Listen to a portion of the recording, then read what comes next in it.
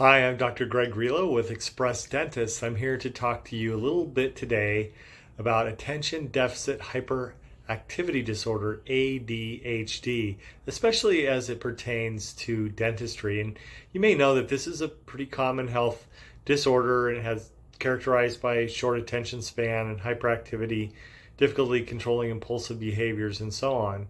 And it's something that usually shows up in children and then it can progress into adolescence and adulthood. And since people with ADHD have a challenge sitting still, obviously that can be a challenge when they're in the dental space. And also, if we're explaining challenging information that's detailed, it may be difficult for them to pay attention or to grasp everything that we are going through. And so we do find that especially children that have ADHD have a higher incidence of cavities and they're more susceptible to injuries to their mouth as well, just due to the activity levels that they're involved with. And so, really our role when we deal with ADHD patients is to help them feel comfortable in the office and to communicate with them in a way that's manageable, that they can decipher the information, and to create an experience that they can get through. So we have to be careful with like the length of our procedures, especially. So as I mentioned, the overall health, oral health of children, especially with ADHD, is not as good as those that do not have ADHD. And there could be multiple reasons for that, just the ability to, again, pay attention to the details of brushing for even 2 minutes. It can be a little bit hard for any of us to do that, but there are some of those types of characteristics that can definitely influence the oral health of an ADHD patient.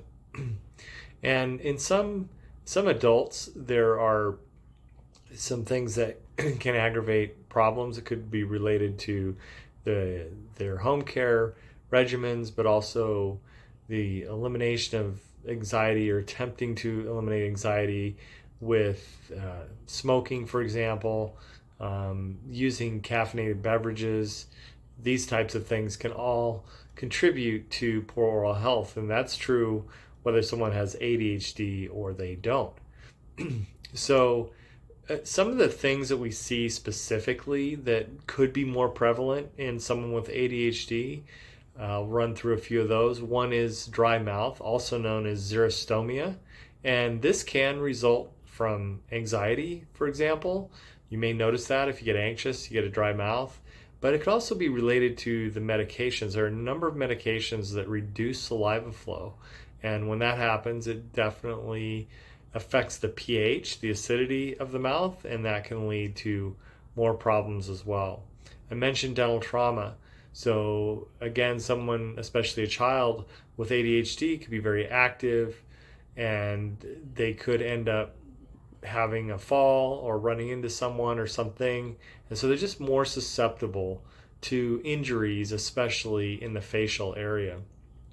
Another condition that is fairly common is clenching or grinding of the teeth, also known as bruxism.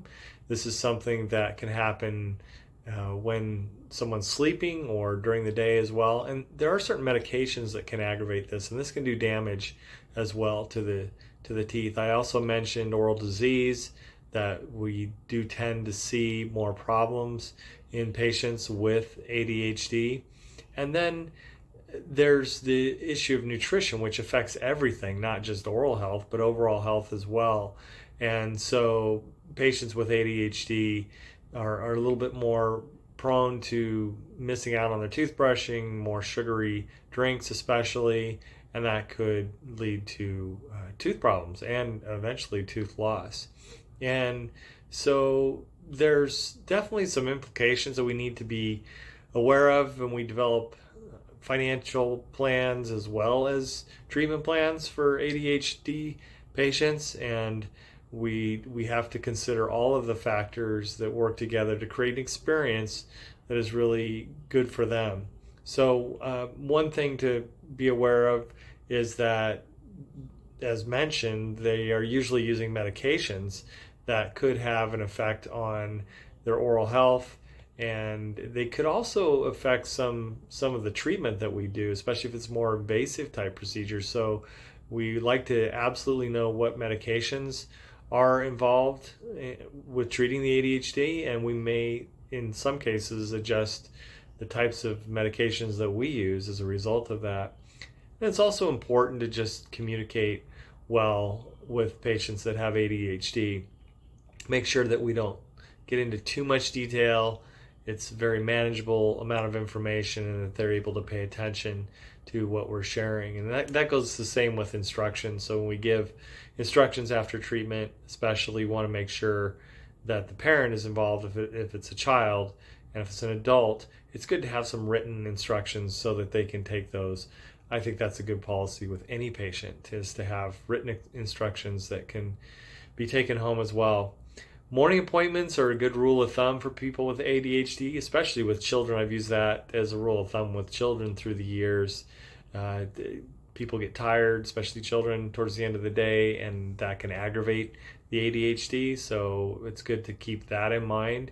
We like to make sure we're using positive reinforcement, not being negative with all patients, but especially with ADHD patients. Just reinforce the things that are really helping them. And then, taking breaks during treatment is also a good thing to do. There's opportunities for maybe just somebody to get up and have a drink of water, just stretch, and that can be useful as well. There are times where dental sedation makes sense for patients with ADHD, and there are various forms of that. It's good to discuss that with the dentist if it seems like it would be helpful. Sometimes it's just very mild, like an inhaled sedation with nitrous oxide, laughing gas, can be very helpful in just calming and helping a patient feel a little more relaxed. But we can also use oral sedation, and there's even IV sedation, which can be moderate or even deep. So it can be very customized, for each patient. And that's really important, I think, in dentistry in general, but especially when dealing with patients that have ADHD. And so really, prevention is the key. It doesn't matter, what condition someone is dealing with, whether it's ADHD or they have perfect health. Trying to prevent problems from developing is always going to keep things less complicated as time goes on. So regular checkups, reinforcement of oral hygiene, maybe finding the right strategies, the right tools. Maybe an electric brush is better for somebody with ADHD because it may be just more effective if they don't brush as long. And then helping them understand, maybe with visual aids, how much sugar is in a can of soda. And if the patient's dealing with dry mouth, that's even more important to help them out because they're more prone to decay. So maybe using special toothpaste before bed, special rinses. There's certain sugar-free mints, especially with xylitol in them, that can help stimulate saliva. And xylitol can actually be very beneficial in protecting teeth. There's some great research on that as well. And so really the bottom line is finding the right dentist for patients with ADHD.